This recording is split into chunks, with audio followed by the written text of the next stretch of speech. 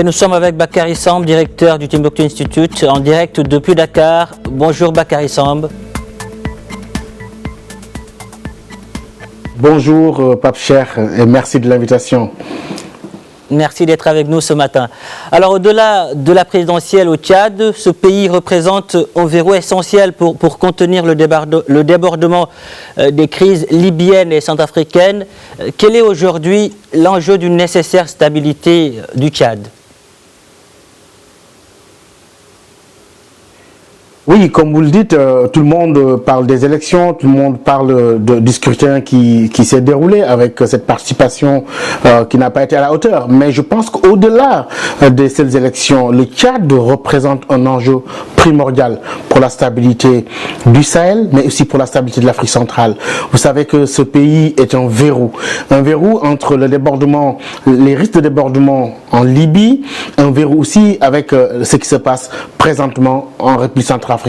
De ce point de vue-là, la stabilité du Tchad et au-delà même de cette question électorale, au-delà des changements de régime probables, au-delà de l'insécurité dans le pays et des crises post-électorales en vue, cette stabilité du Tchad est fondamentale pour ne pas assister à un débordement de deux champs de violence en Afrique, c'est-à-dire le terrain libyen, mais aussi le terrain centrafricain avec tous les dangers sur l'Afrique centrale et sur l'Afrique de l'Ouest. Et dans la configuration actuelle et au regard de son rôle dans la lutte contre Boko Haram, quel lien peut-on aujourd'hui faire entre la stabilité du Tchad et celle du bassin du lac Tchad dans son ensemble ? Vous savez que le Tchad, à l'instar des pays voisins comme le Nigeria, le Mali et le Niger, s'est engagé dans le cadre de la commission du bassin de lac Tchad, mais aussi dans le cadre de la force multinationale qui combat Boko Haram, où les pays de la région riveraine de lac Tchad ont mis en convergence, ont mis en commun leurs compétences et leurs hommes et leurs moyens pour combattre Boko Haram. Et dans cette configuration, le rôle joué par le Tchad est primordial. Vous vous rappelez de l'opération Colère de Boma, mais aussi le fait que le Tchad travaille étroitement avec l'armée nigériane, mais aussi collabore étroitement avec les autres pays au regard de ses capacités militaires, de la puissance de son armée, mais aussi de l'implication et de l'engagement de son leadership politique. La stabilité du Tchad est nécessaire à la stabilisation du bassin de la Tchad dans son ensemble à tout point de vue. Bakary Samb, on sait aussi que ce pays accorde une contribution essentielle dans la lutte contre le terrorisme au Sahel. Quelles seraient les conséquences d'un affaiblissement du Tchad sur la paix et la sécurité, notamment dans le Liptako, Gourma et le Sahel ?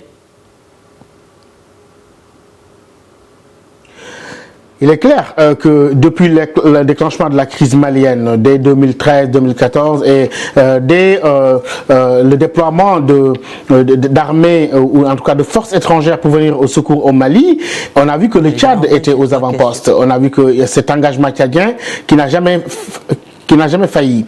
Et donc, à partir de ce moment-là, il y a un risque aujourd'hui, si le Tchad s'affaiblit, ou si le Tchad se désengage, parce qu'on parle de rebelles qui se dirigent vers N'Djamena, etc., si le Tchad se désengage du Liptako Gourma, alors que la stratégie française, la stratégie européenne était surtout une africanisation de l'intervention dans le Liptako Gourma, on verrait là un véritable problème sécuritaire se dessiner dans cette région des trois frontières, qui est la région de tous les dangers, et qui a encore besoin de l'engagement des pays africains, mais aussi du Tchad de manière plus générale, plus particulière, d'autant plus que cette armée est rompue à combattre la guérilla, mais aussi à la lutte contre le terrorisme, eu égard à son expérience dans d'autres combats.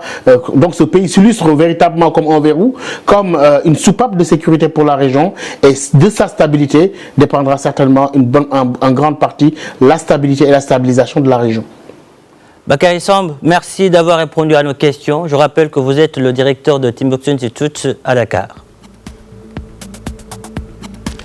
Voilà, c'était tout pour l'Hebdo africain. Merci de l'avoir suivi. Je vous le rappelle, vous pouvez le retrouver sur notre site www.medianews.com. Vous pouvez également télécharger l'application Media News sur Google Play ou App Store.